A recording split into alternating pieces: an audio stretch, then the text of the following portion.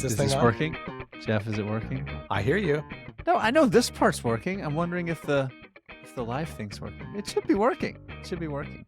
All right. Well, it says that we have some people in the audience. So if anyone Three. if you can hear us, say, chat something. There we go. I Jen know helped it's- us out. The live thing is working. Oh, I can see them too. It's kind of fun playing the idiot here. Yeah, playing. Easy tag. It's true. Well, welcome everyone to the second ever First Fridays. It is the first Friday of December, obviously, so we are queuing up another one here. This is also the first Friday with our new podcast name. In case anyone missed it on our rough cut that we dropped yesterday or social media posts, the smattering is now going by Investing Unscripted. This is entirely for search result reasons. So we are blatantly trying to make it easier for people to find our podcast. Other than the name, nothing shall change. So just keep that in mind.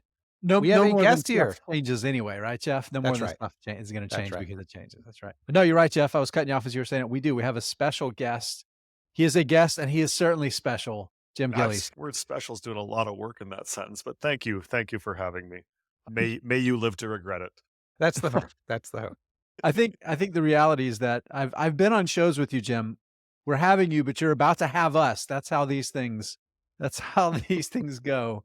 Are you ready to be triggered? I don't know if you have the chat pulled up there, Jim.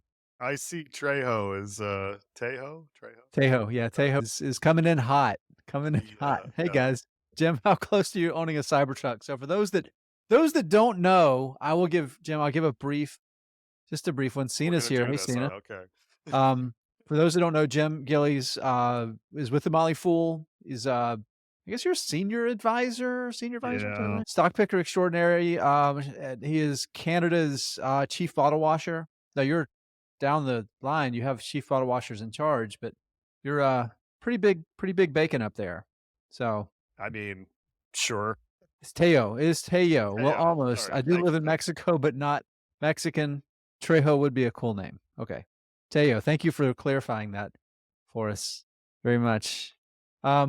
Jim, so we had you on couple of reasons. Number one, you're a lot of fun. You're a lot of fun in these sorts of life situations. Oh, you are. It may not be fun for everybody, but it's fun for those of us that know what Part we're is looking true.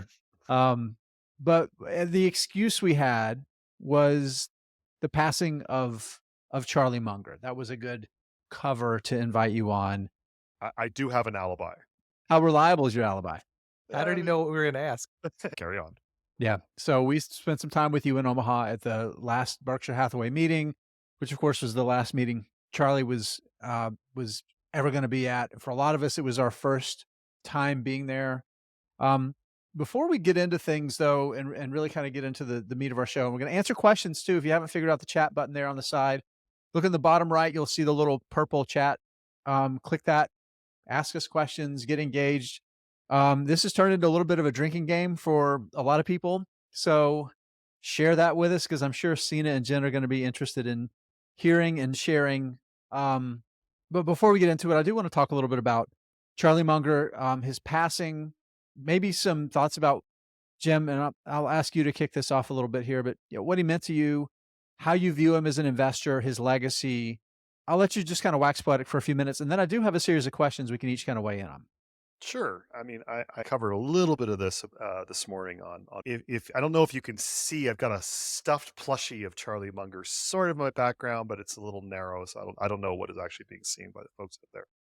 And if you were to walk into my office, which if you did, that'd be really weird because you're in my house. The right outside my office door, there are pictures of a younger, less gray me with both Buffett and Munger at a couple of different Berkshire meetings. So I take my Buffett and Munger appreciation very seriously. Maybe I'll try to kick it off in a little bit of a more controversial stake. I don't really follow Charlie as a quote unquote investor. Okay. Because I think he's more than that. I think he was a 21st century man, even though of course he was born in 1924.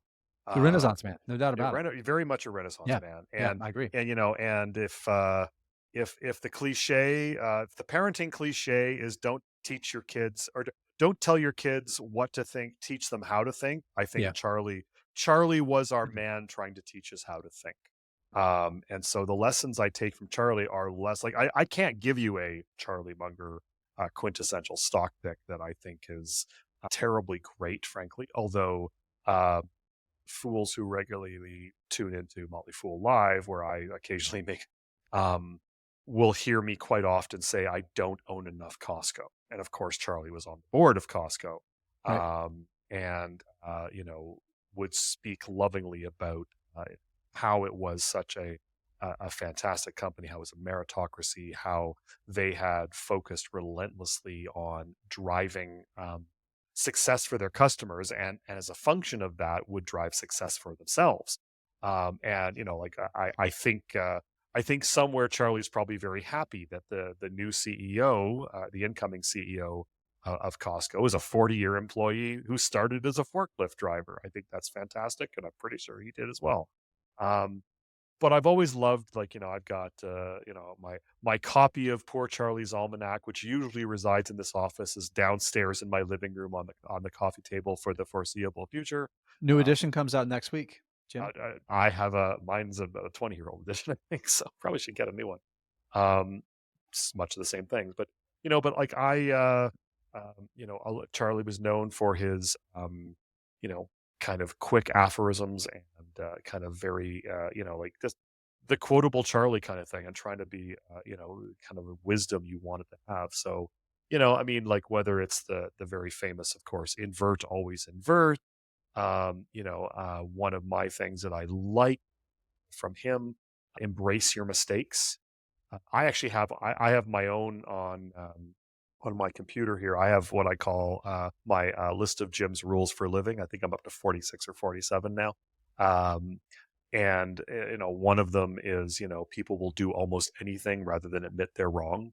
And so corollary to that is to admit you're wrong early and often and as many times as possible. Like go looking for your mistakes. Take the take take them as an opportunity to learn and to get better as an investor, to get better as a person. Um, you know, the uh, the idea of knowing what you don't know. Another one from him. Knowing what you don't know is more useful than being brilliant. And boy, there's some implications there for a few investors if you really want to look at it. But I'll bet you a few won't because they don't want to be considered to think about being wrong. The desire to get rich fast is dangerous. The world is not driven by greed. I loved this. The world is not driven by greed. It is driven by envy, right? And as Jeff was mouthing along with me because he knows exactly what I'm talking about. A life properly lived is to learn. He talks about Buffett being a learning machine, always be learning something. And another good one for some of us, maybe, maybe not for others. The first rule of a happy life is to have low expectations, Yeah. because and we could I go tell on my and on and wife on. that every single day. Well, I mean, Yeah, same. and I hope she responds back to you, and I do, and looks very I'm pointedly at curious you. why Jeff's telling my wife that every day. There's a I'm not even gonna go down that road right Yeah, and finally, just the last one that I've always appreciated. Um, I'll give you two actually, two, just because I've got a couple of them on my screen here. Um, the first one, I think there's some nuance we could. The second one, I'll say that for a second. The first one is Charlie said, "I had a considerable passion to get rich, not because I wanted Ferraris, but because I wanted independence." Yeah. And I mean, that is, I think the proper context for money. You know, um, we all envision having FU money, which is a surprisingly lower amount of money than I think people realize. Certainly lower than what Mr. Munger exited this earth holding.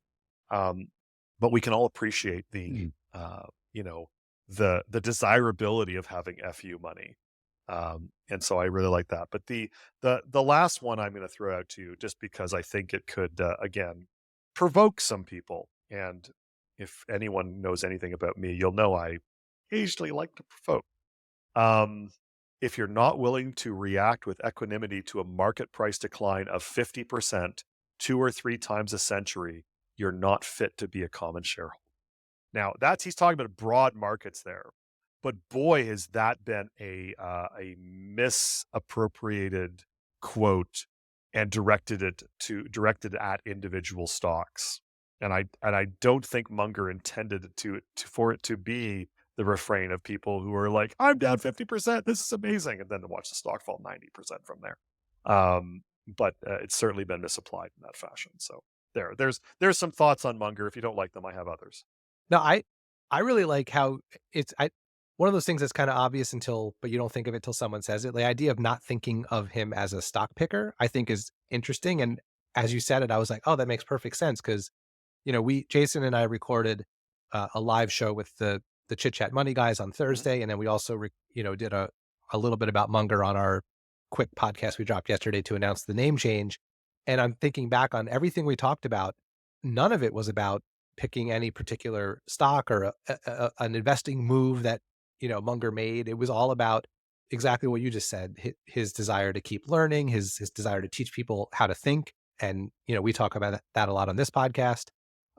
Just kind of those rules for life that also happen to be things that make you a good investor. I think the play, there's so much overlap in his wisdom that, yeah, it's funny. We've been talking about it for like a week now, and it hasn't really been about in any particular investing moves. So that's I it think with I me. think to a certain extent that was maybe intentional for Charlie, because you think about the role he played, and this is for those that watch this on Chit Chat. This is going to be a little redundant. There's only so much we can really say here, but um, Jim, I think it gets to what you were talking about as far as Charlie as being more of a Renaissance man. He clearly loved business and he loved the pursuit. There's no Mhm. doubt that he loved that aspect of it, and he was a great foil for Buffett, and he was great for Buffett to have somebody that was maybe kind of counterintuitive to the way that he approached and thought about things, was looking for similar things, but maybe went about finding them in a different way, right? There was just of enough, they were out of phase just enough that I think it was maybe one of the most powerful things about that partnership, right? Was they were just slightly out of phase with their approach. And the kind of the point is that that's what Buffett needed, and Yes. Charlie didn't need to be the lead singer in the band. He had other interests and other pursuits, and I can't remember where it came from, and I think it was Brett that said it on the recording that said that you can't give Buffett credit for being the best investor in modern time. You have to give it to Charlie Munger because Charlie was smart enough to give all of his money to Warren, right? And That's a good point. and then he can go do all this other great stuff that he really loved to do. And I think that that's really, to me, that's a kind of a powerful thing. And maybe something a lot of us could take is maybe that's the real lesson. Especially in a world where everyone feels like they have to have a hot take on everything. Everybody can, right? That's the Well, yeah, but and that has driven people to feel like they need to. And Mhm. I think to your point about he didn't feel the need to be the lead singer, I think that in and of itself is a life lesson, kind of know your role and know that even a supporting role is crucial, to the movie, to use that I kind just of an heard I analogy. just heard the words "know your role" in The Rock's voice. I just want you to know that. Probably the first time in your life you'll ever be compared to The Rock. Yeah, I've been compared to a lot of people, and it's never been The Rock. So thanks, Know Jimmy. your role as a deep cut there for people. we've got some pretty good comments coming in here that I wanna share. They're apropos of nothing. Mostly about Certainly drinking, it appears. they are. I just this was funny, and Teo, I wanna give you a lot of credit here. A lot of talking about drinking going on, but Teo says, "We've got the work Christmas party tonight. Can't hit the beer or anything else for that matter. It'll be a tragedy." Sounds to me like it'd be a comedy, but, good for you. Good for I you. I Well, have I have a comedy is tragedy plus time, remember, so There you go. I was just you'll gonna be say, spoken of for years. comedy usually can sometimes turn into tragedy. Alright, I Just have wanted to a tip real quick, wanted to tip to to Ken. See Ken joining us. So good to see you here, Ken. yes, Go ahead, Ken Jeff. is a loyal listener and a good friend, so good to see him in the chat. Alright, here's my interesting maybe it's not interesting. Tell me if this is a stupid question, but I've been wondering this. So one of the things that I thought about with Munger is not so much that he lived to be 99. I mean, that's incredible. For someone who was an investor, I was thinking about how much changed in the stock market or just how investing works and functions over the course of his life. But then it got me thinking, like, how much changed even after his like 60th or 70th or 80th birthday. Yeah. And that sort of got me thinking, that was incredible to me. Just the fact that, you know, not how much change there's been in the market. So here's my question: if the three of us live to be 99, will we see as much change in how the investing world works between now and then as Munger did between his, let's say, 40s and 50s until he died? Jim, go ahead. I mean, I'm just thinking of all the change because I've been doing this. I think I bought my first stock in 1996. Sadly, it wasn't Berkshire Hathaway. Well, that was 2000 though, so we're fine, or 99, somewhere in there. I was thinking about the change I've seen, Well, that's you what I know, mean. Yeah, like, I mean, I'm in my early 50s. And so I'm not paying $30 a transaction anymore. I'm not seeing price quotes in 8, which is what we used to have. Yep. Jason and I were talking pre-show, and I relate a story where I transacted in the era when stocks were priced in eighths of a dollar for whatever reason. yeah, no fractions Um, anymore. yeah, the accessibility to information, which I thought in the late 90s, early 2000s was so much better than the stories I'd heard what it was like in the 70s and 60s. Today, it's light years ahead. So, I mean, that of course gives a little credence to the fine folks who like to teach the efficient market theory because all information is reflected in stock prices at all time. It isn't. Sorry to spoil it for you. And I used to teach this stuff too. So, But Jim, that um, kinda goes to, like, we were saying this the other day, like, that's sort of where the superpower of the way, Charlie looked at the world, I think, comes in. In a world where everyone has the same information at the same time, and computers can get to it even quicker than we can, like, you have to invert, you have to you be have to patient, invert. you have to do all the things he talks about doing, or else you have no advantage. Yeah. Well, So it's and if I can go in a weird direction on that thing, because I really want, so I'm going to flatter myself and probably come across as arrogant, and I apologize in advance. well, you But I have to do. because we won't.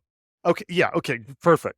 Um, I've been told I occasionally look at certain stocks differently than other people. Okay, um, I didn't say positive or negative. I just said differently.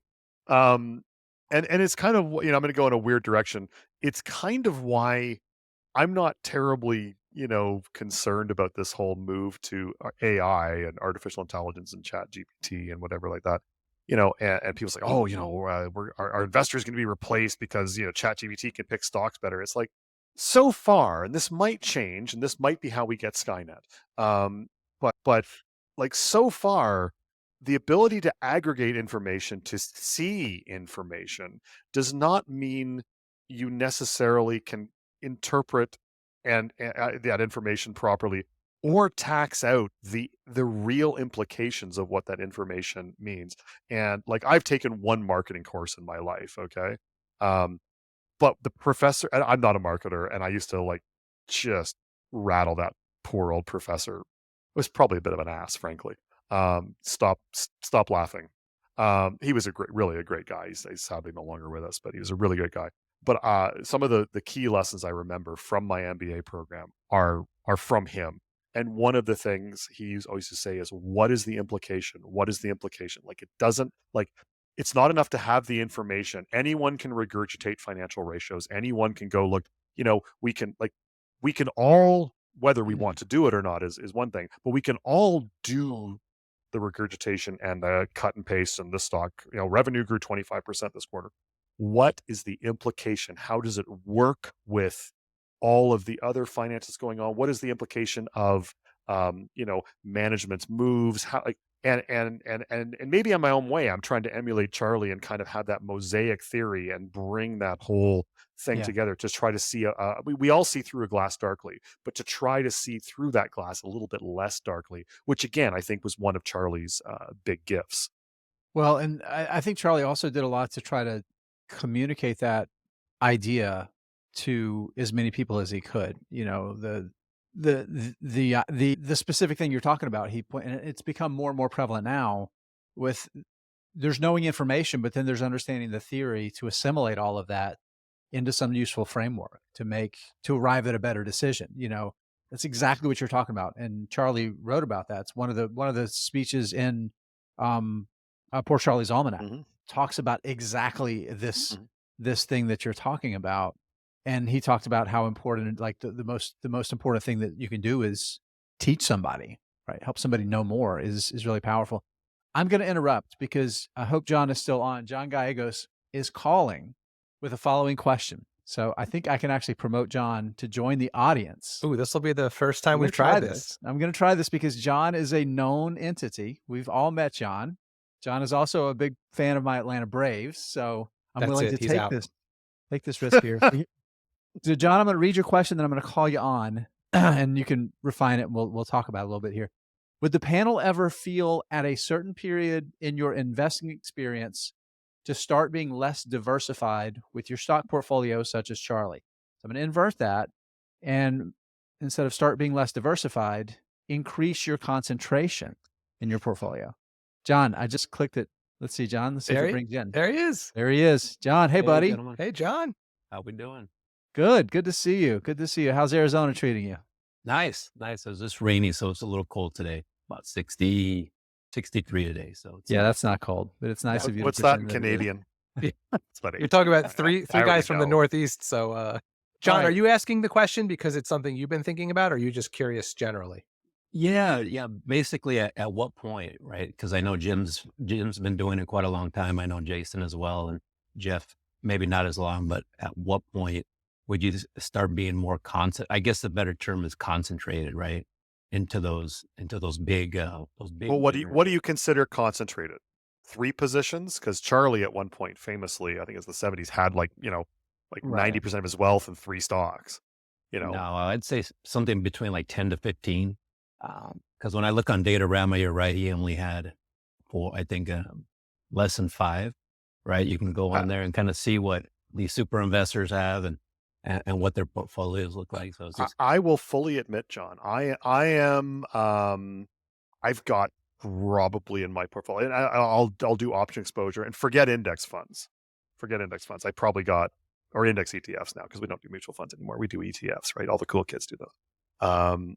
Aside from index things, which I've got 4 or 5 of those that are probably about a third of mine and Lou's portfolio. 40%, 35, 40%. Um, I've probably got exposure to 110 different stocks. And the problem is, aside from the fact that I incur some heavy taxes to get down to 10, um, I'm a collector. I'm very much in Same. The Same. Peter Lynch mold, the Shelby Davis mold. Um, I think I'm just going to own a lot of stocks because, my whole investing process is, hey, this is a cool company. I want to own some of this. And then 2 weeks later, hey, this is a cool company. I want to own some of this. And I'm in the business where I'm picking 24 stocks a year minimum for various fool products, not the least of which is Hidden Gems Canada. And so, asking me to whittle down my roster of favorites to 10 or 20 or even 50, I'm just not going to be able to do it. So I'm just like, yeah, I don't care. I'm gonna own what I'm gonna own and I'm gonna be fine. Eric says Star Wars Lego Man is a collector. Color me shocked. Eric, you have no idea because you can't see that wall. There is about 10 times as much on that wall as there is behind. That's I, fantastic. So I'll go ahead. Go ahead, Jeff. I mean, I'll, as the least experienced person here, I'll just share the things that I've been thinking about recently. So I mean, you're a I'm pretty not, experienced person. You're just not a very experienced well, with investor. this kind of a question, because all I had up until 4 years ago was, basically mutual funds or index funds that I was invested in through my retirement account. So it was all, it was no individual picking, and diversification wasn't really an issue. Um, I've been trying to get more concentrated, but it's a completely personal thing with me. And it comes from, it just bothers me. And this is dumb, but I'm being honest. It just bothers me that there's certain stocks in my portfolio that are really tiny, I don't care about, or I don't want to own anymore. And that I'm just constantly compelled to get rid of them, even though they're meaningless. Like, having them or not, it rounds to zero. Like, there's no difference in my life. So part of me, some days I say to myself, well, why don't I just leave them there? Because what's the harm? It's like a couple $100, and maybe in 25 years they'll break even. And then part of me is like, they annoy me. I want them out. want to see less, So I think it for me, it probably just boils down to how OCD I'm feeling on any given day about it. Um, but one thing I've talked about this on the podcast, because I'm 88 to 90% in index funds across my wife and I's invested wealth, I probably could or even should have less individual stocks. Like it makes no sense to be overly diversified in that with that 10% ish of my portfolio is kind of the way I'm thinking about it right now. Um, and it's only, but I'm glad I didn't. I think what's holding me back is feeling like I still don't know what I don't know yet. And I'm trying to just make changes cautiously and slowly. So that's how I think about it. Yeah, I think that a little bit. So, like Jim, I'm a little bit of a collector too. Although I'm down from in the 120s to about 95. So I've trimmed some. Concentration. Well, yeah, that's for me. That's See, super it's concentrated, right? relative. It's relative. But but the thing about it is, like, if you actually look at like my actual wealth, I'd say I haven't looked at it in a month or so, but last time I looked at it, something like 60% of my portfolio is concentrated in like 25 positions, 20 positions. So to Yeah, a I was certain about to extent, say my top 15 positions are, again, forget the index ETFs.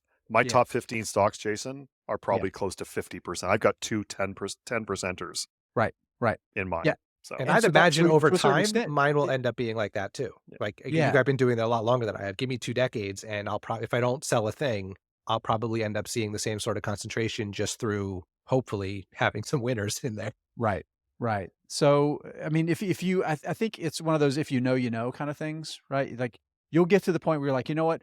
I want to, I want to be concentrated, right? And you're not doing it for some arbitrary reason, like you read it somewhere or because Charlie did it in the 70s or whatever, right? Um, you'll because you will feel led in that direction, and that's the direction that you'll choose to go, and you will no longer be interested in owning the other 30 or 50 or 100 stocks, and you only want to own this 15 or 10 or whatever the number is. I think that's kind of the way I think about it. John, I'm going to have to ask you to do a favor. I have no idea how to kick you out. I don't know how to demote you. I don't see that as a choice. So I can leave and then I'll just reconnect. Awesome. That sounds Thank you. good. Thank you for taking This the was thanks, call. fun, John. Good man. to see you. Thanks, guys. Yeah, Yeah, great to see you, thanks for buddy. testing out this feature, John. We Yes. appreciate it. And see, I trusted John to leave when I told him to leave. So that was the main reason. That's why he didn't talk to me, right? Yeah. There you go. Yeah. Right. No, I can kick you out. I know how to make Yeah. you go away, Gilly. So that's it. Okay. All right, Jason, do you want to? I think this will be fun since we have Jim here. So, one of the things we wanted to do was every month we do a brief update on our fun little 2020 portfolio game, and I updated the numbers through the month of November. So maybe we can, spend as much time as we feel is necessary, just kind of talk through some of these names because I mean, as much as you're interested in doing this, Jim, I'd be curious what your thoughts are on some of these anyway. Plus, I know Jason wants to brag.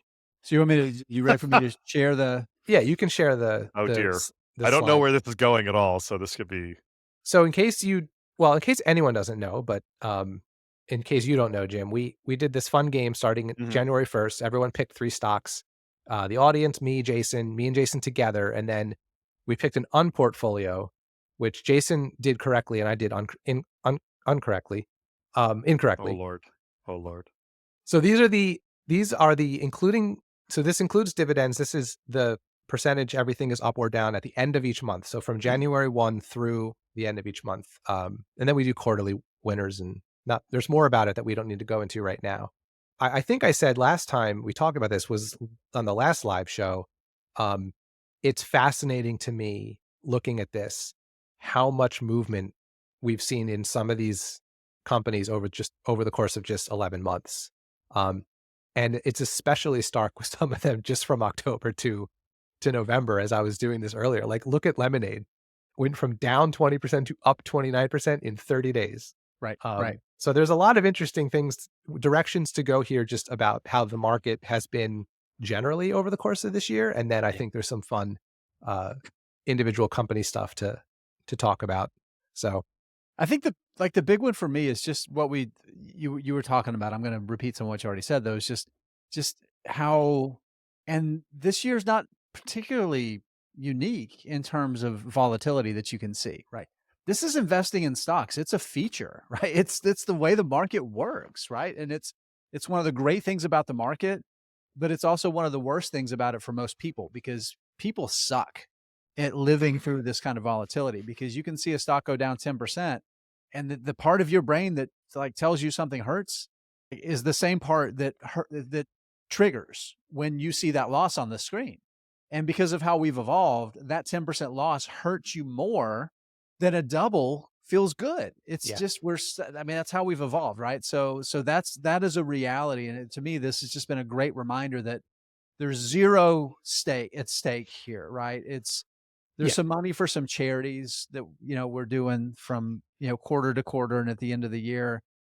So it's going to affect charities getting a little bit of money from me and Jeff, and hopefully from some of our podcast viewers out there chipping in and playing along as well. The biggest thing that's at stake is bragging rights, Jeff, right?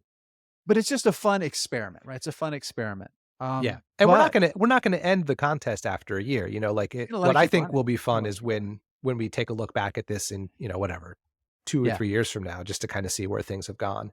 But if Um, there is like to quote Ben Graham here, the whole voting machine, weighing machine, over time, the weighing machine kicks in, right. and I think we're seeing evidence of that in the performance of my Yeah, this was a portfolio. voting machine contest. It'll turn So into a weighing machine contest over time. yeah, Mm. 11 months in, it's absolutely this is long term for I a was gonna 12 say month. this looks like an advertisement for not concentration to go off. Highly concentrate, right? That's All no, right, you're Jim, exactly right. you're not one to hold back, so share your thoughts. But nice knowing all of you. So my take on this is, look, you're coming into 2023, and 2022 broadly for most investors. Well, most it sucked, right? I mean, the indexes were down what they were down. I mean, I think what was the S&P down 19%, and Nasdaq was down 30 odd. The Toronto Stock Exchange, I think, was down, which guys out of Canada for those who don't know. Um, I think we were down about 6 or 7%. And so you're kind of and I people were saying at the end of 2022, oh well, what's the market going to do next year? And I said, well, the number of back-to-back years where there's been down years has not been many, but in the extenuating, the few that there have been since the 20s, it was either the great stock market crash of 1929, the early 1940s. I don't know, something was happening worldwide at that point in time. I don't know. I'll go ask my German and Japanese friends. Um, and then there was an extreme valuation event, I believe, in the mid 70s, where which basically oil sucked, and you had runaway inflation. Stop me if that sounds familiar. And then 2000, coming off of a ridiculous overvaluation scenario that was the tech bubble. And so I said, it wouldn't shock me if 2023. This should give you the value of predictions, right? It wouldn't shock me if 2023 is another down year. It's another Yeah. crappy year, because it looked a lot like the market event in the mid 70s, 73, 74, I think, and mixed with the market event of 2000 through 2002. And so again, the takeaway, the first takeaway I'm going to give you is beware people bearing predictions, because they're going to be wrong. Although I didn't say it's going to be down, I said it wouldn't shock me. But the other thing, if you're going to pull that back up at some point so I can remember what was on there, the other thing is, by starting in 2023, you were starting at pretty, I'm going to say naders for certain of those stocks. So Yeah. I It will. was a good time to be kicking off a contest. It was a good time to be kicking off a contest. And I'm going to pick on Lemonade just because. You should. You should. I should. Well, I mean, Yeah. like I've looked at one or two insurance companies in my life. I'll put it that way. And I think Lemonade's apt to be a zero over the long term unless they pull their socks up. Okay. And I was saying that at $180. I've been saying for a long time that the reality is that they've been really good at everything except actually being an insurer. Well, I think my favorite thing is, I was talking to, I think it was the guys from Chit Chat Money, actually, and Ryan mentioned what he was paying for his renter's insurance, and I'm like, wow, the last time I was renting was about a quarter century ago, and you're paying literally 20% of what I was paying then. So I'm like, I don't know what you guys are doing at Lemonade, but it sure as hell ain't making money. Yeah. Yeah. But look, but Lemonade has had, like that 29% performance, which is a very nice year, right, for anybody. Ask the guy Well, who back in bought. July was 65%. Well, but even at 65%, go back to the guy who bought it on, in January Oh, of yeah. No, it was 2021, not January of 2023, right. right? Right. They've Yeah. been obliterated. No, it's And still down 80%, I believe. yeah, well, and maybe they need their COO to go on Seeking Alpha and Twitter again, and jaw at people for not. Anyway, Yeah. that's a whole other thing. But like I think it's a very interesting eclectic mix here. Apologies to anyone who owns Boston Omaha. That's one of the ones that just they're getting to be. I've called it a waiting for Godot stock. The Samuel Beckett play. Spoiler, folks. Godot doesn't show. And Yeah. boy, that Boston Omaha Yeah. 0.85 times book value, all time low right now. Yeah. I was Wait, gonna so say that's the thing. That it's kicking off cash and it's just gonna Not keep that going. much, less than you think. But the interesting thing, But Jason. that's why it's discounted, because it's less than you'd think. Well, but Right? here's the fun thing. So they own it was 22% of Sky Harbor. yep. Yeah. That Okay, hasn't so moved the stock. Sky Harbor, since the end of the most recent reported quarter, since the most recent balance sheet, September 30th balance sheet, Sky Harbor, which was held on the books, I don't even remember how much it was, but I should go look it up because I'm pedantic that way. But like Sky Harbor at the end of the here we go. At the end of the quarter, it was held on the books at just under 59 million. I'm not counting the warrants. I'm just counting the value of the shares. As of yesterday, the value of that holding was $131. So it's more than double. So you've got $70 million of value, extra value on the books of Boston Omaha. And Boston Omaha's market cap, which is what, 450 million? Round Even that figure. much? That's close enough. Yeah. They've gone down. Like Yeah. it's like, boss, but meanwhile, like you're sitting there going like, okay, that's down 45 million, but I'll look at your other big losers here. Outset Medical, I don't know anything about that company, so I'll skip over that one. Blink Charging is a Well, that's 0. the on portfolio, Jim. So the point Right. of that one was to do Yeah. to do Well, badly. but where are we going to go with that? We're going to go with that. Well, I noticed there's two ostensibly real companies in there as yeah, well. I as played the AMC game and wrong, which I Blink. can explain if you're interested. But go ahead, finish your thoughts. Well, I was just going to say, like Boston Omaha is kind of catching up to the garbage there, and I think most people, myself included, and maybe we're all delusional, would suggest that Boston Omaha is a real business run by real intelligent human beings who, as you say, are kicking off cash flows or at least have other investing chops, and the market simply does not care. Yeah. So And do you still have conviction in Boston Omaha, or are you starting to? I'm not Because sure. Matt Frankel, who's a Motley Fool contributor and writer, Mhm. I thought had an interesting take on Twitter about this, which was basically they're acting like they're Berkshire Hathaway, but have yet to prove to investors that they deserve Yes, to. I did see that take. I think that's excellent. Yeah. So here's the thing, right? We see a CEO who chats his stock up. We tend to look askance at that. Right. But who among us would not want the guys at Boston Omaha to, guys, give me a stick, I'm going to poke them. Do something. Yeah. Right. Do something. So we're nothing if not hypocritical.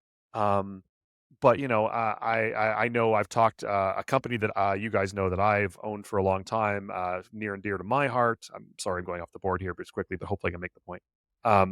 Is a company called Winmark, which, for those who don't know, is the parent company of Play It Again Sports. Yeah, I know it's your and fault that Let's all Buy I Child. ever hear about from Jeff in text is Winmark.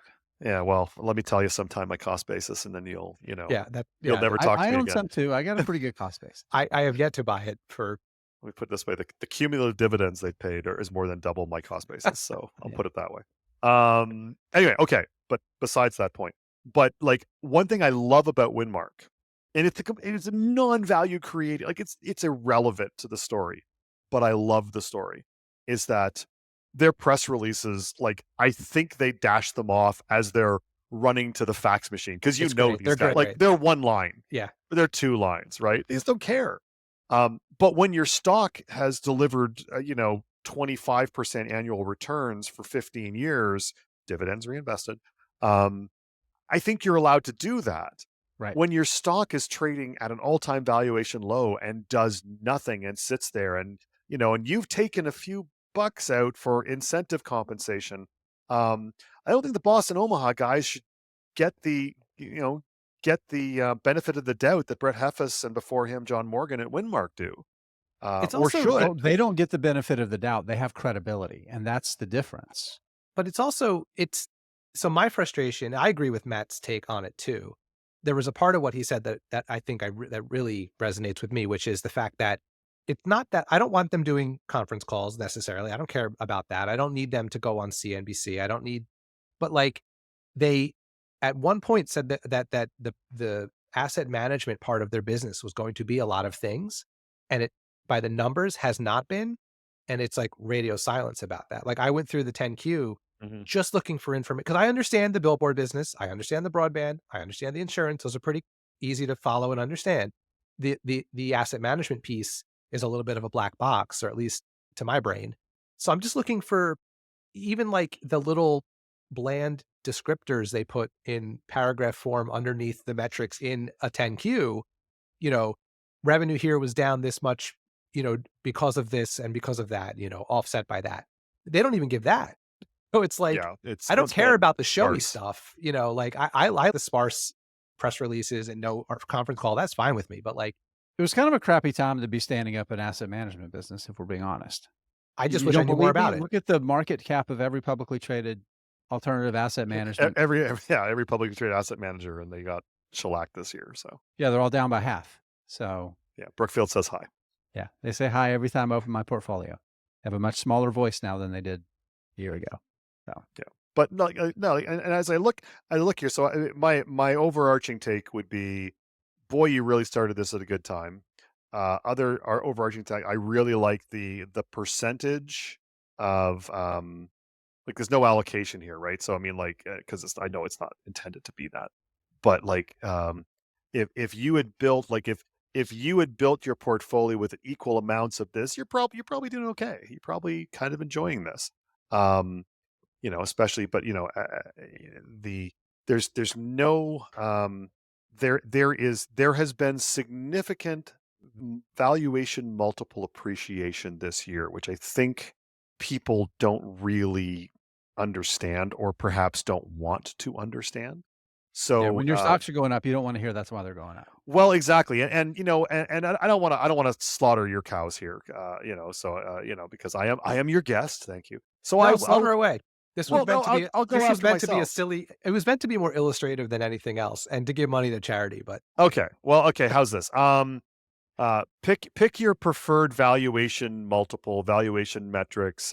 We're not going to do a quick deep dive DCF, and go tell me what price to sales. God, I hate that metric. That's a whole other story. You know, you know, you know. I'm old enough Jim, I to just remember want when to say that 25 times there are earnings. deep layers of that you just said that run even deeper than you know. Oh, It's I beautiful. It's a beautiful probably thing. okay. Thank Anyway. you. I'll pay you after the show. What is the value? What have your favorite valuation metrics done for the following stocks on this list here? Mercado Libre, CrowdStrike, Lemonade, Datadog, Platforms, and the company that shall not be named. they've gone up. They've expanded. Yeah, I would. What did we learn about multiple valuation multiples in 2022, gentlemen? Multiple expansions. They revert to the mean. I would They- say, I want to add a little context. I think it's important. I would say, thinking about I'll take TSMC, Taiwan Semi, because their business has grown a tiny bit. Mostly it's grown because of NVIDIA offsetting the other cyclical downturn in semi. So it's grown a little bit. I would be willing to say that Taiwan Semi's multiple has normalized a bit and coming up. I would be willing to say that Meta's multiple has generally also normalized. It's come up. I'm not sure I like the word normalize, because I'm not sure what normal is real. Reverting more to like a mean, like a realistic value. It's probably pricey now, but it's not. It was stupid effing cheap in January, is what I'm saying. It was, yes. incredibly. It was a single digit multiple for one of the most popular businesses in the world. One of the great pleasures of my life, Jason, is that I bought Lulu, my partner. I bought her some shares in her account at the end of 2020 because she loathes Zuckerberg and Facebook. And then And then when it almost tripled for her and I sold it, I made sure to, point that out, Yeah. see, Yeah, there you yeah. go. So I will say that multiple expansion is not always I wanted to say that, Jen, because multiple expansion isn't always a bad thing. It's Sometimes not. it's the payoff that you invested expecting to happen, right? But with that said, the vast majority of what's on this menu is you're buying stocks that were probably expensive that are just expensive-er. Well, that's just it, and that's what Yeah. where I was gonna go with my own, again, because I wanna slaughter your sacred cows, I wanna slaughter my sacred cows, is again, I've owned Winmark for a long time, okay? I've recommended it in multiple foolish places going back over 10 years now. Um, Winmark today, roughly, is about 35 times free cash flow. That's expensive for that business, okay? Yes. Especially, most of the time, Winmark has traded, with the exception of the last year, Winmark has traded in the 2025. Let's even be generous and say 25 times free cash flow. Um, so as a long-term holder of Winmark who's never sold a share, I have to be here today willing to accept that and they are growing free cash flow, but they ain't growing it as fast as the stock price has been running the last year. Um, I have to be accepting of the fact that I could be waking up a year or two from now with Winmark back at, say the long run average of 25 times free cash flow. And frankly, it probably won't go back to the average. It will, of course, go below the average. And so, yeah, am I comfortable taking the 50% haircut? And of course, going Right, back to because our I Munger think discussion. to add to that, because I think this is important when you're thinking it through, it's not gonna go to 25 times cash flows by growing its cash flows 50% and the No, stock price staying the same, no, right? probably not. It's gonna generate the same cash flows that that steady business is generating, and the stock's gonna go down because some reason the stock's gonna go down. Yeah, and so it becomes that, and we're back to thinking about mindset and what Charlie taught us, and about, because he famously has got all variations of long term thinking and being an investor, and just, but, and to, an earlier question from Jeff, or an earlier point from Jeff, the whole idea of how has the world changed. Again, I kind of came to investing right as the internet was starting to become a thing. I mean, I still remember dial-up modems, for crying out loud. I think the pace of, we want answers and we want information. I mean, it's gone ludicrous. It's ludicrous speed, to quote Spaceballs nowadays, right? Like Straight through that plaid, right to ludicrous. exactly. It all comes back to that other company. But yeah, no, it's gone ludicrous on us, and you know, I think the investing world is poorer for it. I think people need to slow down, but they need to know what everything means all the time. And most of the time probably means not much, if anything. So I think that's been the fun part about, every month in a shorter way and every quarter in a little bit more of an in-depth way, sort of talking through what this year has been with this contest. Like, I don't know that we fully thought through like how illustrative it would be of a lot of the different things you kind of have to think about in investing. Like what we've said before, just using lemonade as an example, because it was down 20% at the end of October and up 29% at the end of November. It's obviously not that much better of a business after a month. And I think I think if I'm understanding your point correctly about multiple expansion, like that's sort of the same idea, that just because it went up doesn't mean the business is that much better. And sometimes when it goes down doesn't mean the business is that much worse. And I think it's just been fun sort of kind of talking through that as we've used these stocks as sort of like a proxy for lessons to be learned. So we've got a question that's come in from Ken. After this question, Jim, I'd love for you to weigh in on it. I know you've got a hard stop coming up here. So after this question, if you want to head out the door, and Jeff and I will finish up, we'll do a round of shots. Ken's question I feel is, bad. I've got my water here, Yeah, I got just, water like, too. I was not square, right? prepared for this. I was not prepared. yeah. So Ken's question is, do you think Ken's also not true? He's got a marathon. For those that aren't following in the chat, he's got a marathon he's running on Sunday. So he's also Good luck. running lean. Yeah. Good luck. Go win. He says, do you think it's better to start investing on a bear or bull market, assuming that your earnings are going to be growing over time? I love this question. The I love obvious this question answer. too, but Go ahead. You first. Guess first. can open worms everywhere, man. I mean, I think it is absolutely unquestioned the best time to start investing is when there's blood in the streets. Bear Yeah. market, the bear has mauled the bull, and people are, I'm never going to invest again. This is a racket. The market is rigged. That yada yada yada. The moment of capitulation. My father-in-law, my father-in-law stopped investing. I don't know what happened. Something happened in the late '80s, and he's never invested again, to his detriment. Something happened in '87 on a single day. I honestly don't know. There's very long, complicated stories. You guys have heard some dad stories. He's truly what's the opposite of a Renaissance man? Whatever that is, that's my father-in-law. But anyway, he did. Jim, you know this is a live public show, right? That's fine, man. It's not news. That's not news. And hey, I've heard you guys curse on this show. I've heard you curse me out on this show. So I figure I get to. That really impressed my kids, by the way. They're very impressed that, Dad's a big enough deal that We do that just to make sure you're listening. Yeah, go that's the after whole himself. thing. Anyway, sorry. No, I think you really, the best time to invest. I'm going to go back to a bear market that felt awful at the time. Okay.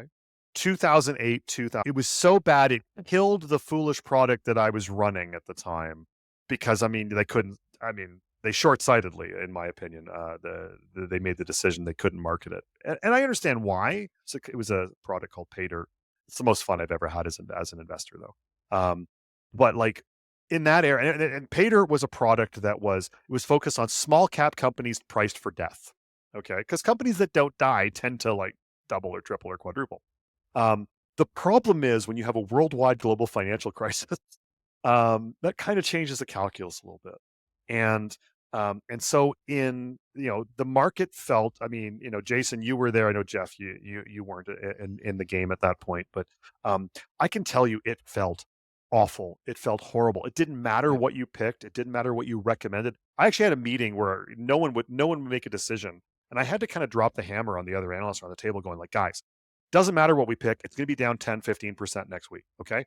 Does not matter. We got to pick some. Okay. Like, let's focus up here.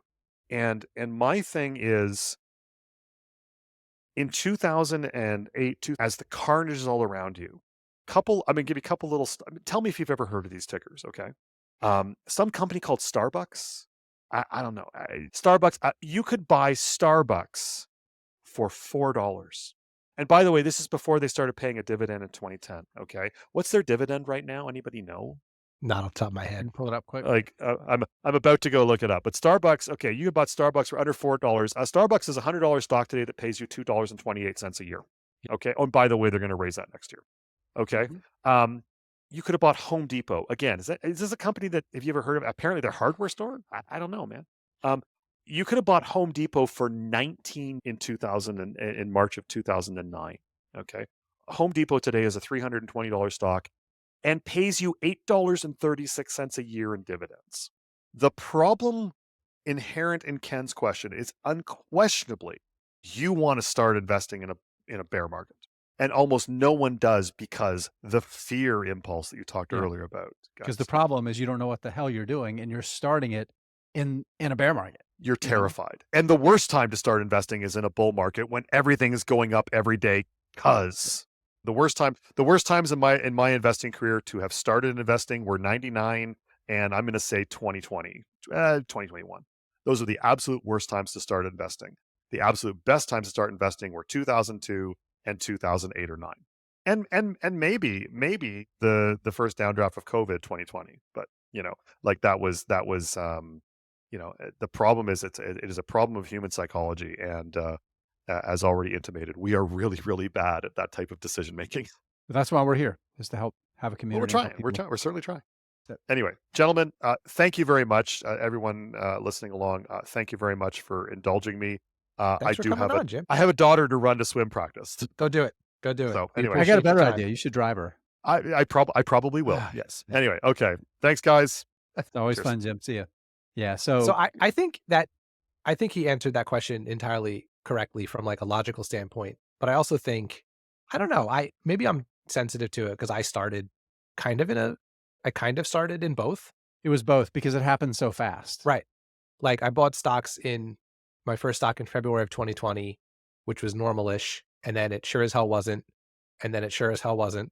for a different reason, Yeah. you know, but Well, I think what Ken said sums it up, and I want to add to that is like the upside is, as Ken says, I like that I got crushed really early and learned a lot, and that's awesome because the stakes are lower too. For most people, like if you're not, if unless you're in your 40s and you cash out your 401k and you throw $250,000 at the market at the peak, and things go like they did last year, and you sell and walk away, right? And you're done with it, right? That's a horrible outcome. But if the stakes are low and you yeah, learn and you keep doing it, that's good. But Ken, the reality is that 99% of the people that got crushed, guess what? They're not still listening to investing podcasts. it really depends. Yeah.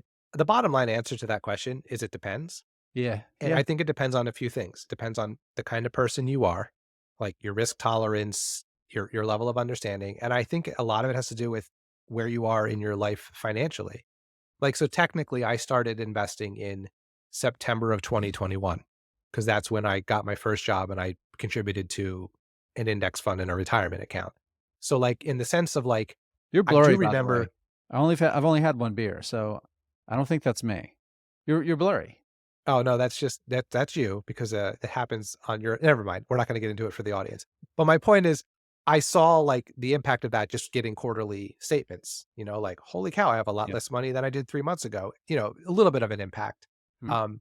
But I think what got me I know it wasn't a true bear market, you're right, Jen, but I think what got me through, like, the craziness of 2022 was the fact that I'm not brand new to not brand new to, like, understanding how money in the market works. If I Yeah. were 22, brand new, right out of college during that time, maybe it's a different story.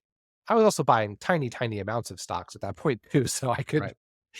a big drawdown, was not going to kill me. But anyway, we're up on an hour here. So any closing thoughts here, Jason, as we wrap up our second ever live First Friday show?